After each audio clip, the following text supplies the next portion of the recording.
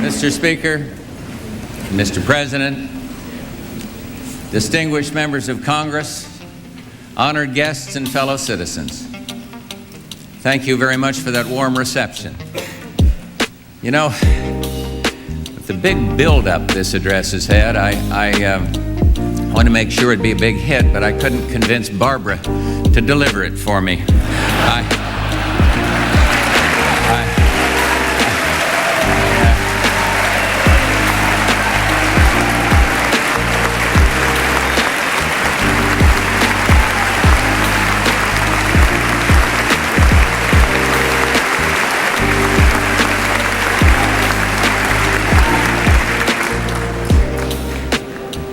I see the Speaker and the Vice President are laughing. They saw what I did in Japan, and they're just happy they're sitting behind me.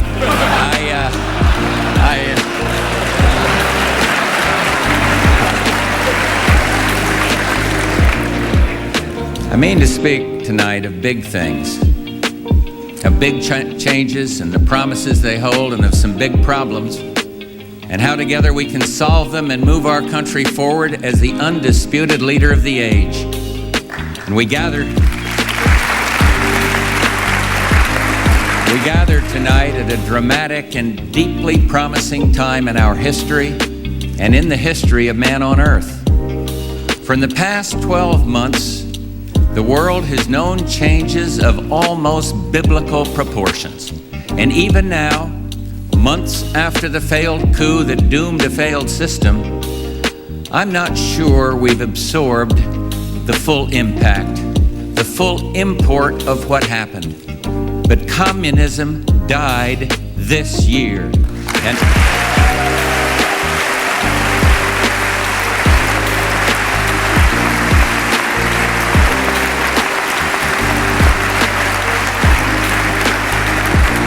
And even as president with the most fascinating possible vantage point, there were times when I was so busy managing progress and helping to lead change that I didn't always show the joy that was in my heart.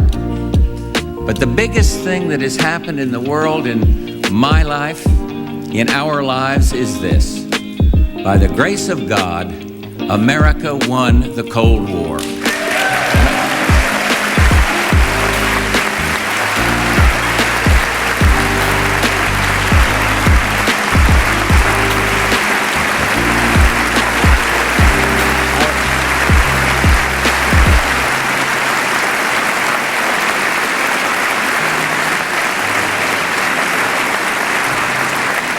I mean to speak this evening of the changes that can take place in our country now that we can stop making the sacrifices we had to make when we had an avowed enemy that was a superpower.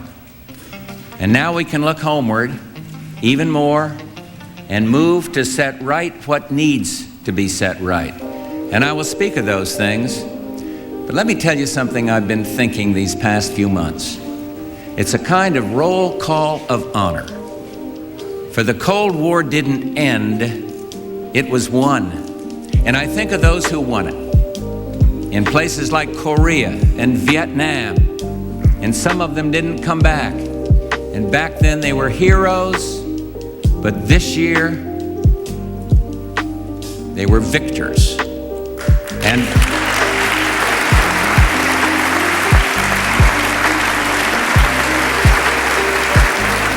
roll call, all the G.I. Joes and Janes, all the ones who fought faithfully for freedom, who hit the ground and sucked the dust and knew their share of horror.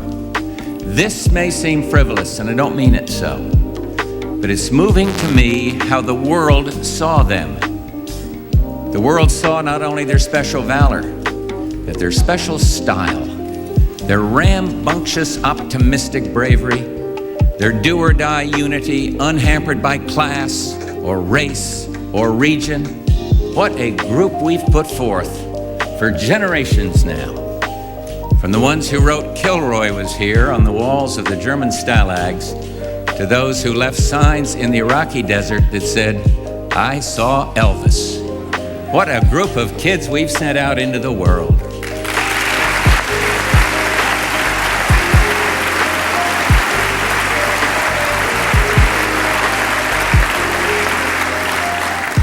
And there's another to be singled out, though it may seem inelegant, and I mean a mass of people called the American taxpayer.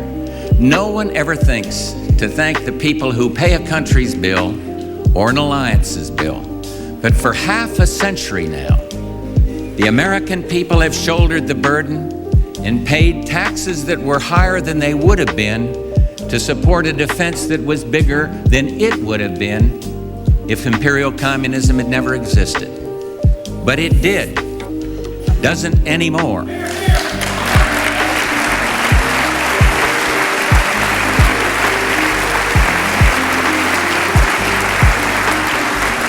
And here's a fact I wouldn't mind the world acknowledging. The American taxpayer bore the brunt of the burden and deserves a hunk of the glory.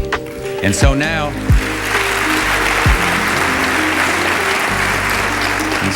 for the first time in 35 years, our strategic bombers stand down. No longer are they on round-the-clock alert. Tomorrow, our children will go to school and study history and how plants grow. And they won't have, as my children did, air raid drills in which they crawl under their desks and cover their heads in case of nuclear war. My grandchildren don't have to do that and won't have the bad dreams children had once in decades past. They're still threats, but the long, drawn-out dread is over. A year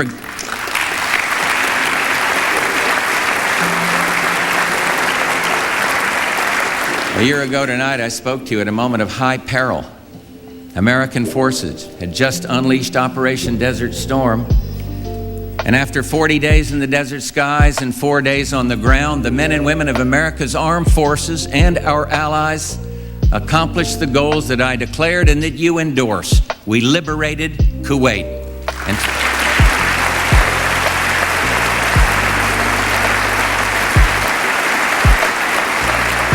soon after, the Arab world and Israel sat down to talk seriously and comprehensively about peace and historic first. And soon after that, at Christmas, the last American hostages came home. Our policies were vindicated.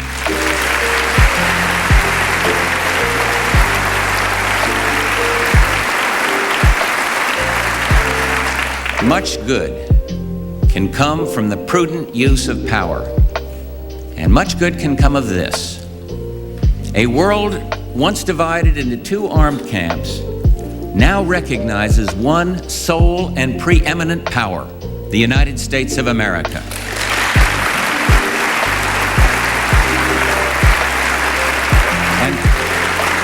And they regard this with no dread, for the world trusts us with power, and the world is right. They trust us to be fair and restrained.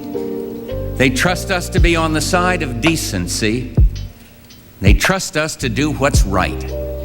And I use those words advisedly. A few days after the war began, I received a telegram from Joanne Spiker, the wife of the first pilot killed in the Gulf, Lieutenant Commander Scott Spiker.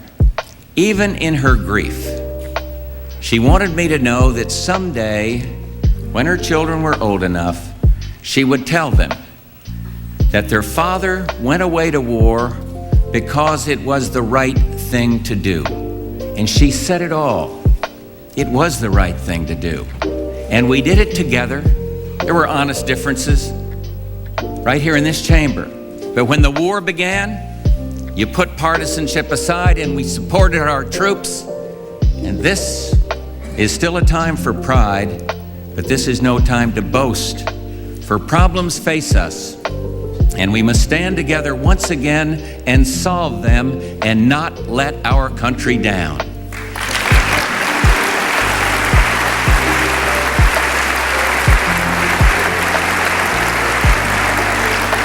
Two years ago, I began planning cuts in military spending that reflected the changes of the new era. But now, this year, with imperial communism gone, that process can be accelerated. Tonight, I can tell you of dramatic changes in our strategic nuclear force. These are actions we are taking on our own. because they are the right thing to do. After completing 20 planes, for which we have begun procurement, we will shut down further production of the B-2 bomber. We will cancel the small ICBM program. We will cease production of new warheads for our sea-based ballistic missiles. We will stop all new production of the Peacekeeper missile, and we will not purchase any more advanced cruise missiles. This weekend, I will meet at Camp David with Boris Yeltsin of the Russian Federation. I've informed President Yeltsin that if the Commonwealth, the former Soviet Union, will eliminate all land-based multiple warhead ballistic missiles, I will do the following.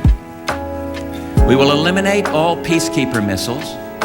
We will reduce the number of warheads on Minuteman missiles to 1 and reduce the number of warheads on our sea-based missiles by about 1/3, and we will convert a substantial portion of our strategic bombers to primarily conventional use.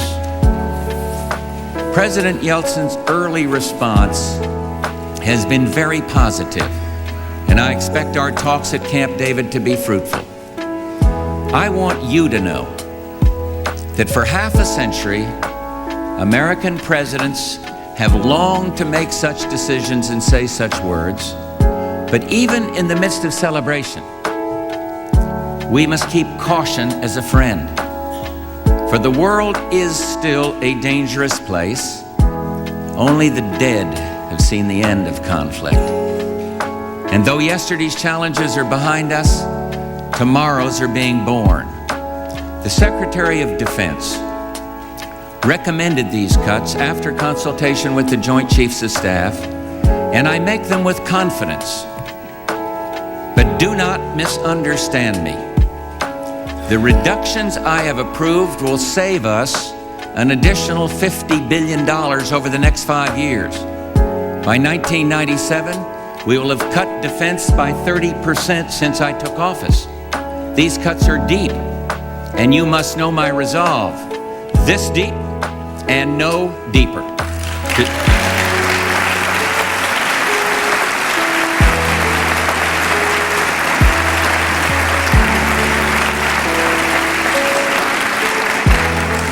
To do less would be insensible to progress, but to do more would be ignorant of history. We must not go back to the days of the hollow army. We cannot repeat the mistakes made twice in this century, when armistice was followed by recklessness and defense was purged as if the world were permanently safe. I remind you this evening that I have asked for your support in funding a program to protect our country from limited nuclear missile attack. We must have this protection because too many people in too many countries have access to nuclear arms, and I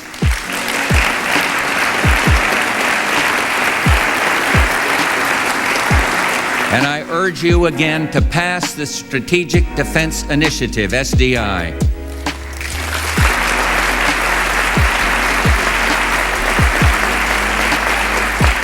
There are those who say that now we can turn away from the world, that we have no special role, no special place.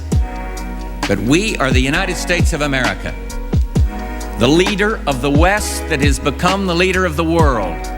And as long as I am president, I will continue to lead in support of freedom everywhere, not out of arrogance, not out of altruism, but for the safety and security of our children.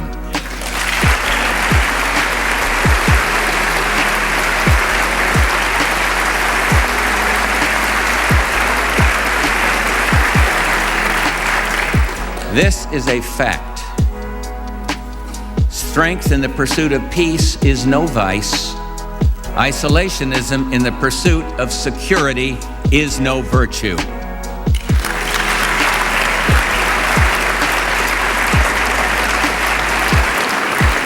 And now to our troubles at home.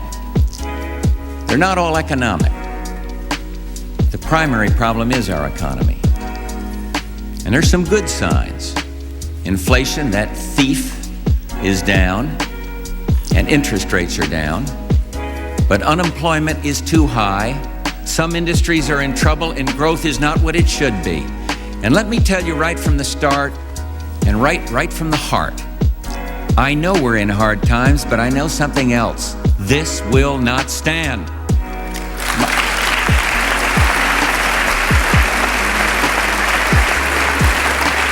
In this chamber, we can bring the same courage and sense of common purpose to the economy that we brought to Desert Storm. And we can defeat hard times together. I believe you'll help. One reason is that you're patriots and you want the best for your country. And I believe that in your hearts you want to put partisanship aside and get the job done because it's the right thing to do. The power of America rests in a stirring but simple idea that people will do great things if only you set them free. Well, we're going to set the economy free, for if this age of miracles and wonders has taught us anything, it's that if we can change the world, we can change America. We must encourage investment. We must make it easier for people to invest money and create new products, new industries, and new jobs. And we must clear away the obstacles to growth: high taxes, high regulation, red tape, and yes, wasteful government spending.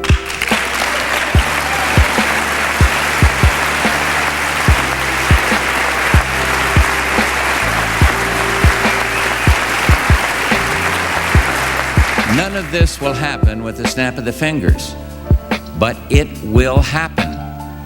And the test of a plan isn't whether it's called new or dazzling. The American people aren't impressed by gimmicks. They're smarter on this score than all of us in this room. The only test of a plan is it sound and will it work? We must have a short-term plan to address our immediate needs, heat up the economy. And then we need a longer-term plan to keep combustion going and to guarantee our place in the world economy. There are certain things that a president can do without Congress, and I'm going to do them. I have this evening asked major cabinet departments and federal agencies to institute a 90-day moratorium on any new federal regulations that could hinder growth.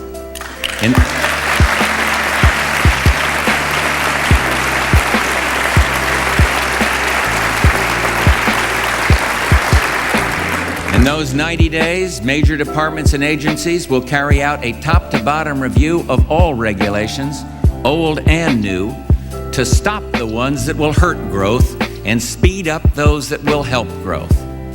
Further, for the untold number of hard-working, responsible American workers and businessmen and women who've been forced to go without needed bank loans, the banking credit crunch must end. And I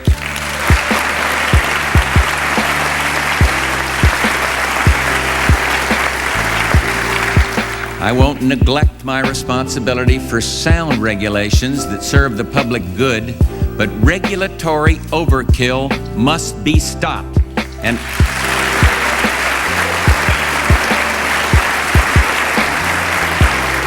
And I've instructed our government regulators to stop it. I have directed cabinet departments and federal agencies to speed up pro-growth expenditures as quickly as possible. This should put an extra $10 billion into the economy in the next 6 months. And our new transportation bill provides more than $150 billion for construction and maintenance projects that are vital to our growth and well-being. And that means jobs building roads, jobs building bridges, and jobs building railways. And I have this evening directed the Secretary of the Treasury to change the federal tax withholding tables. With this change, millions of Americans from whom the government withholds more than necessary can now choose to have the government withhold less from their paychecks. Something tells me a number of taxpayers may take us up on this one. This initiative could return about $25 billion back into our economy over the next 12 months. Money people can use to help pay for clothing, college, or to get a new car. And finally, working with the Federal Reserve, we will continue to support monetary policy that keeps both interest rates and inflation down. Now, these are the things I can do. And now, members of Congress, let me tell you what you can do for your country. You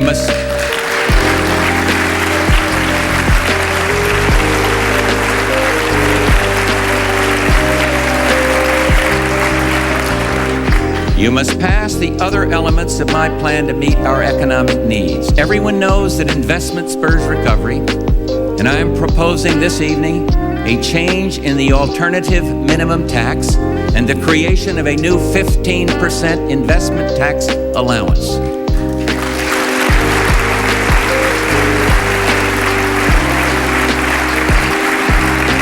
This will encourage businesses to accelerate investment and bring people back to work.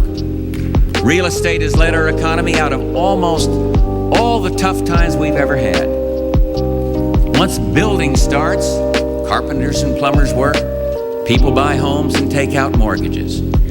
My plan would modify the passive loss rule for active real estate developers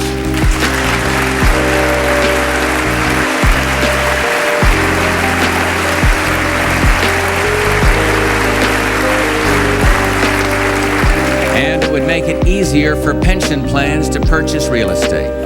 For those Americans who dream of buying a first home, but who can't quite afford it, my plan would allow first-time home buyers to withdraw savings from IRAs without penalty and provide a $5,000 tax credit for the first purchase of that home.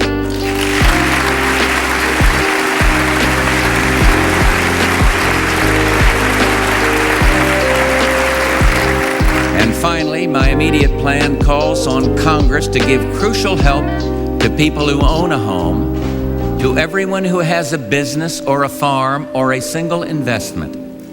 This time, at this hour, I cannot take no for an answer. You must cut the capital gains tax on the people of our country.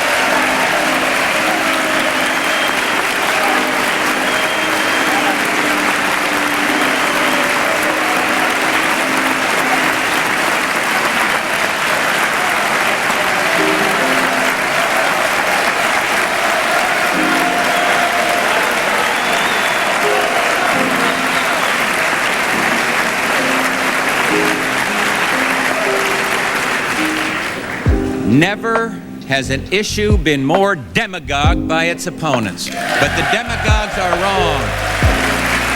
They are wrong, and they know it. 60% of the people who benefit from lower capital gains have incomes under $50,000. A cut in the capital gains tax increases jobs and helps just about everyone in our country.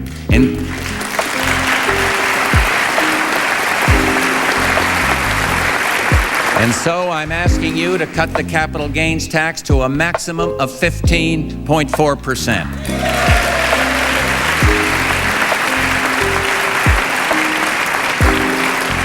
And I'll tell you, those of you who say, oh no, someone who's comfortable may benefit from that, you kind of remind me of the old definition of the Puritan who couldn't sleep at night, worrying that somehow someone, somewhere, was out having a good time.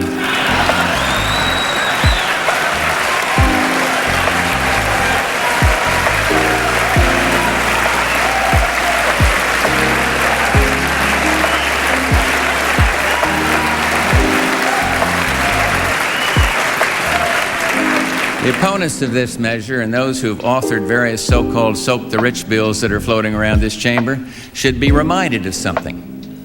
When they aim at the big guy, they usually hit the little guy. And maybe it's time that stopped.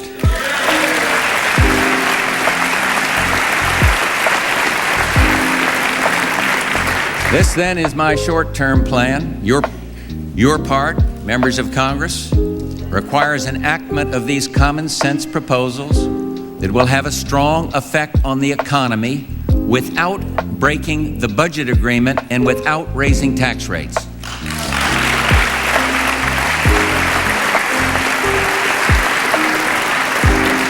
And while my plan is being passed and kicking in, we've got to care for those in trouble today.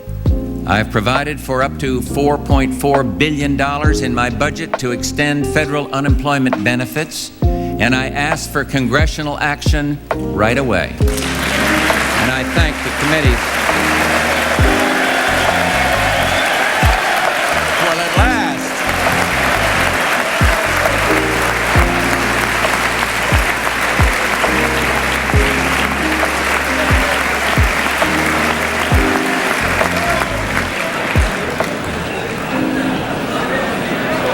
And let's be frank. Let's be frank. Let me level with you. I know, and you know, that my plan is unveiled in a political season. And I know, and you know, that everything I propose will be viewed by some in merely partisan terms. But I ask you to know what is in my heart. And my aim is to increase our nation's good.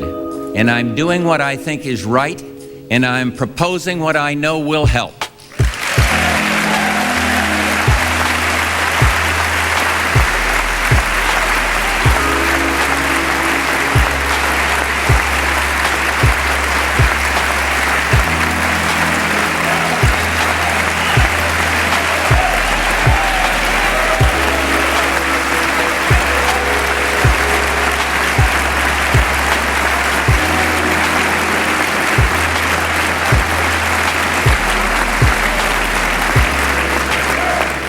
I pride myself that I'm a prudent man, and I believe that patience is a virtue, but I understand that politics is, for some, a game, and that sometimes the game is to stop all progress and then decry the lack of improvement.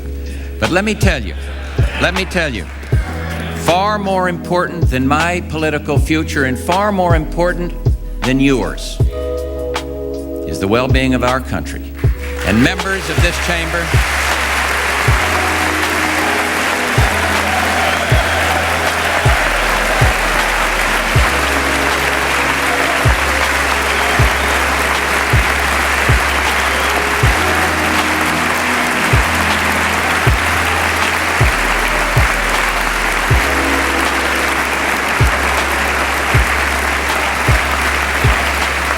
members of this chamber are practical people, and I know you won't resent some practical advice. When people put their party's fortunes, whatever the party, whatever side of this aisle, before the public good, they court defeat, not only for their country but for themselves, and they will certainly deserve it.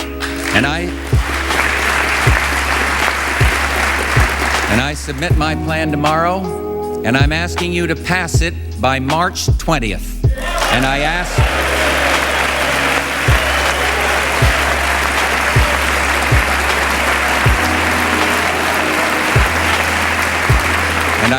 the American people to let you know they want this action by March 20th. From the day after that, if it must be, the battle is joined. And you know, when principle is at stake, I relish a good fair fight. And I said my plan has two parts, and it does. And it's the second part that is the heart of the matter. For it's not enough to get an immediate burst. We need long-term improvement in our economic position. We all know that the key to our economic future is to ensure that America continues as the economic leader of the world. We have that in our power. Here, then, is my long-term plan to guarantee our future. First, trade. We will work to break down the walls that stop world trade. We will work to open markets everywhere. And in our major trade negotiations, I will continue pushing to eliminate tariffs and subsidies that damage America's farmers and workers.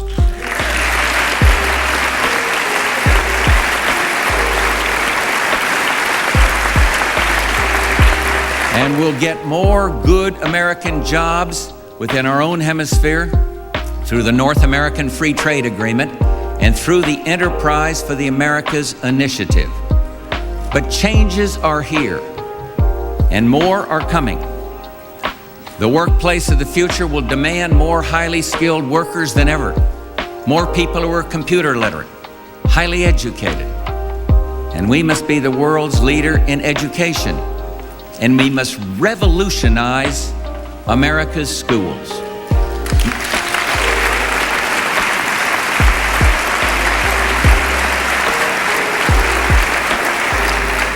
My America 2000 strategy will help us reach that goal. My plan will give parents more choice, give teachers more flexibility, and help communities create new American schools. 30 states across the nation have established America 2000 programs. Hundreds of cities and towns have joined in. And now, Congress must join this great movement.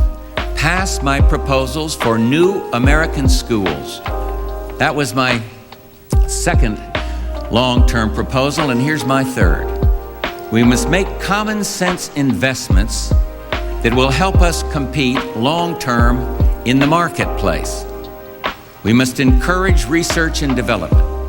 And my plan is to make the R&D tax credit permanent and to provide record levels of support, over $76 billion this year alone, for people who will explore the promise of emerging technologies.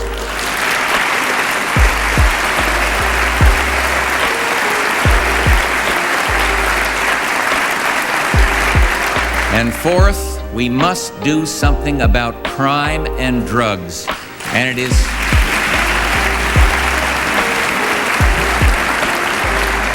is time for a major renewed investment in fighting violent street crime.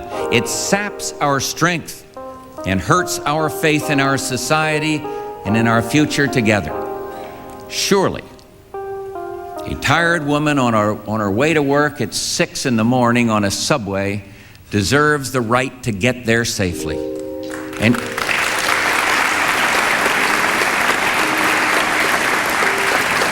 And surely it's true that everyone who changes her life because of crime, from those afraid to go out at night to those afraid to walk in the parks they pay for, surely these people have been denied a basic civil right.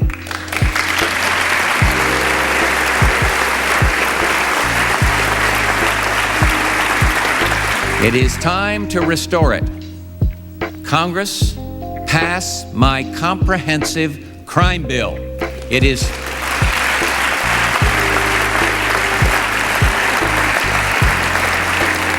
tough on criminals and supportive of police, and it has been languishing in these hallowed halls for years now. Pass it. Help your country.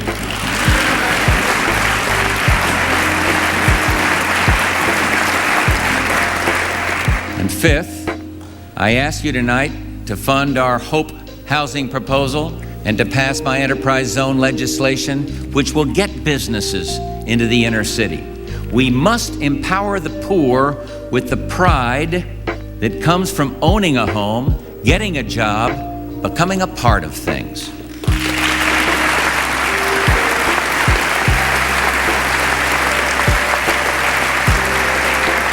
My plan would encourage real estate construction by extending tax incentives for mortgage revenue bonds and low-income housing.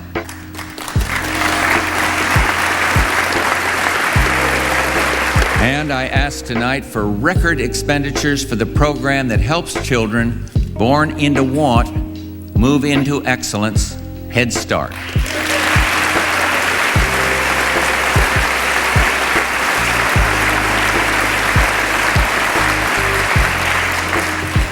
Step 6, we must reform our health care system. For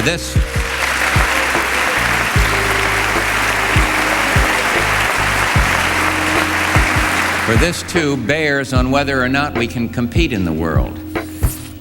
American health costs have been exploding. This year, America will spend over $800 billion on health, and that is expected to grow to $1.6 trillion by the end of the decade. We simply cannot afford this. The cost of health care shows up not only in your family budget, but in the price of everything we buy and everything we sell. When health coverage for a fellow on an assembly line costs thousands of dollars, the cost goes into the products he makes, and you pay the bill. We must make a choice. Now, some pretend we can have it both ways. They call it play or pay, but that expensive approach is unstable. It will mean higher taxes, fewer jobs, and eventually a system under complete government control. Really, there are only two options, and we can move toward a nationalized system which will restrict patient choice,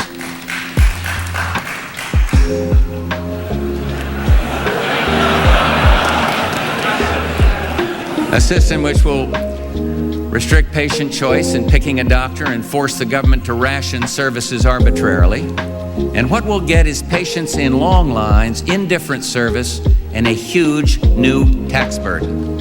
Or we can reform our own private health care system, which still gives us, for all its flaws, the best quality health care in the world. Well,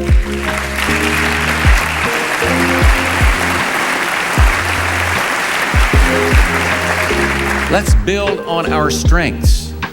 My plan provides insurance security for all Americans while preserving and increasing the idea of choice. We make basic health insurance affordable for all low-income people not now covered, and we do it by providing a health insurance tax credit of up to $3,750 for each low-income family. And the middle class gets help too. And by reforming the health insurance market, my plan assures that Americans will have access to basic health insurance even if they change jobs or develop serious health problems. We must bring costs under control, preserve quality, preserve choice, and reduce the people's nagging daily worry about health insurance. My plan, the details of which I'll announce very shortly, does just that. And seventh, we must get the federal deficit under control.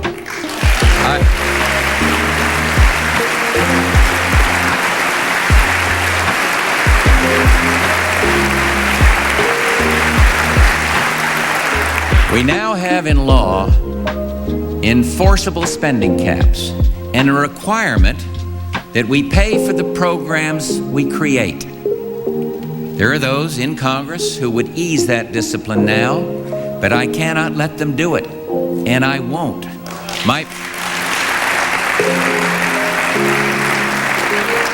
plan would freeze all domestic discretionary budget authority, which means no more next year than this year. And I will not tamper with Social Security, but I would put real caps on the growth of uncontrolled spending. And I would also freeze federal domestic government employment. And with the help of Congress, my plan will get rid of 246 programs that don't deserve federal funding. Some of them have noble titles, but none of them is indispensable. We can get rid of each and every one of them. You know, it's time we rediscovered a home truth the American people have never forgotten. This government is too big and spends too much.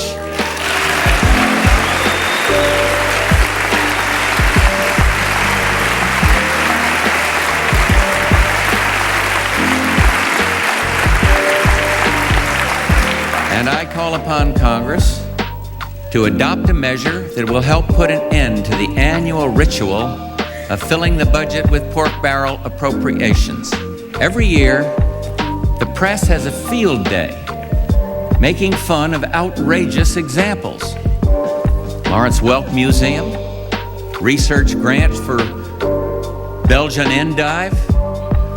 We all know how these things get into the budget, and maybe you need someone to help you say no.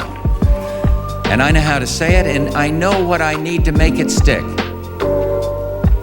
Give me the same thing 43 governors have, the line item veto, and let me help you control spending.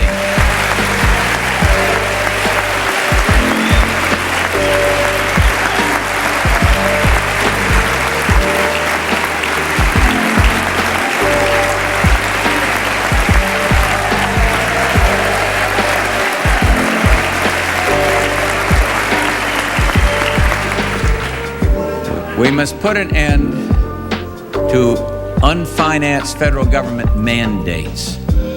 These are the requirements Congress puts on our cities, counties, and states without supplying the money. And if Congress passes a mandate, it should be forced to pay for it and balance the costs with savings elsewhere. After all, a mandate just increases someone else's burden. And that means higher taxes at the state and local level. Step 8. Congress should enact the bold reform proposals that are still awaiting congressional action. Bank reform, civil justice reform, tort reform, and my national energy strategy.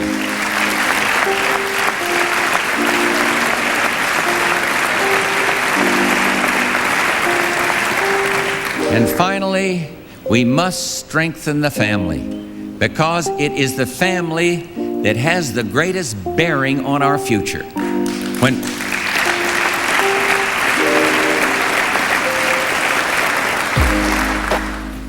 When Barbara holds an AIDS baby in her arms and reads to children, she's saying to every person in this country, family matters. And I'm announcing tonight new commission on America's urban families. I've asked Missouri's Governor John Ashcroft to be chairman, former Dallas Mayor Annette Strauss to be co-chair.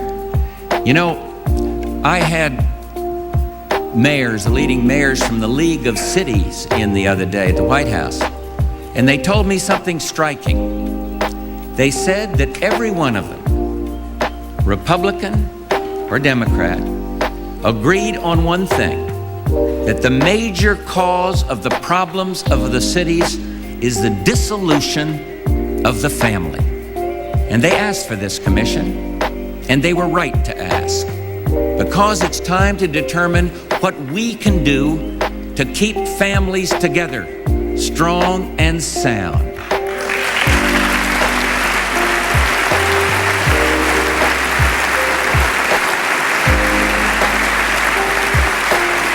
There's one thing we can do right away: ease the burden of rearing a child. I ask you tonight to raise the personal exemption by $500 per child for every family.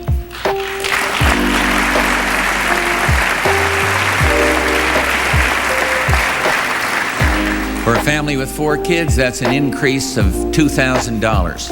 And this is a good start in the right direction, and it's what we can afford. It's time to allow families to deduct the interest they pay on student loans.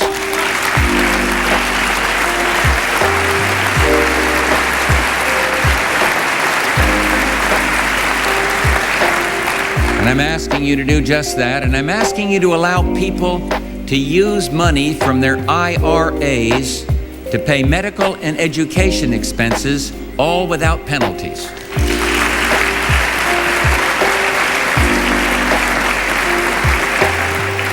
And I'm asking for more. Ask American parents what they dislike about how things are going in our country, and chances are good that pretty soon they'll get to welfare. Americans are the most generous people on earth. But we have to go back to the insight of Franklin Roosevelt, who, when he spoke of what became the welfare program, warned that it must not become a narcotic and a subtle destroyer of the spirit. Welfare was never meant to be a lifestyle. It was never meant to be a habit. It was never supposed to be passed from generation to generation like a legacy. It's time to replace the assumptions of the welfare state and help reform the welfare system.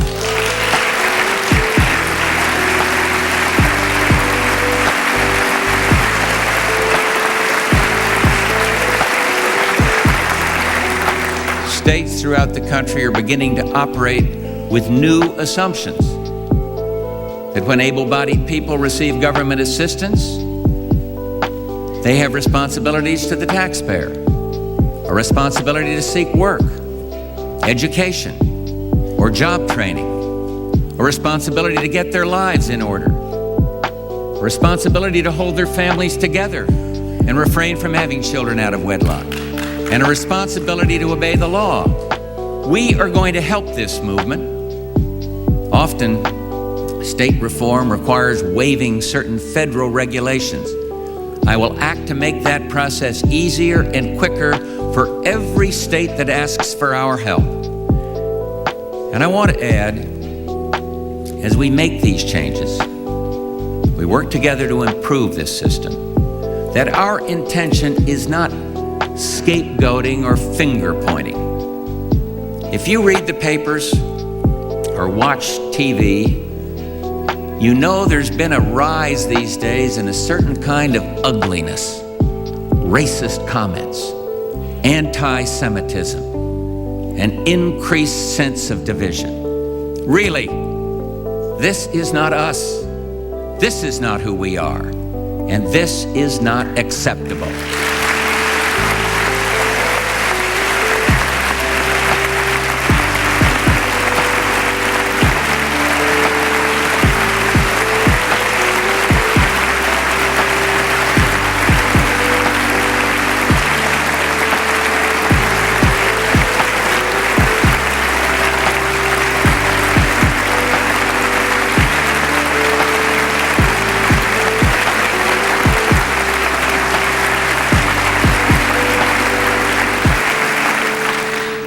So, you have my plan for America, and I'm asking for big things, but I believe in my heart you'll do what's right.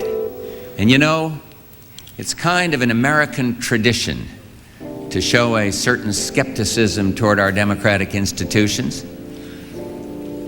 I myself have sometimes thought the aging process could be delayed if it had to make its way through Congress. But you will... You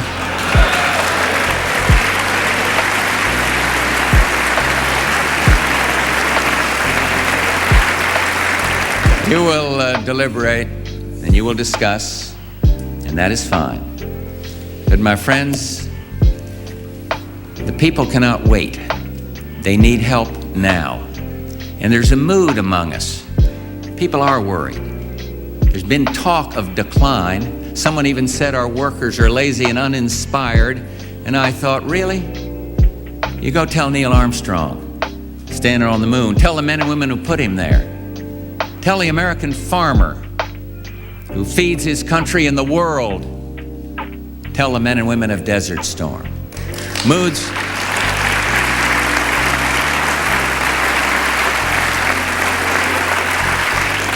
Moods come and go, but greatness endures. Ours does. And maybe for a moment, it's good to remember what in the dailiness of our lives we forget.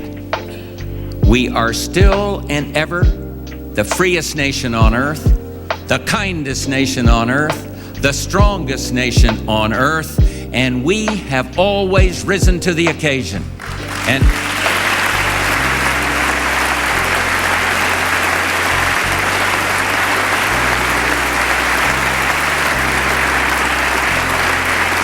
We are going to lift this nation out of hard times inch by inch and day by day, and those who would stop us had better step aside, because I look at hard times and I make this vow: this will not stand.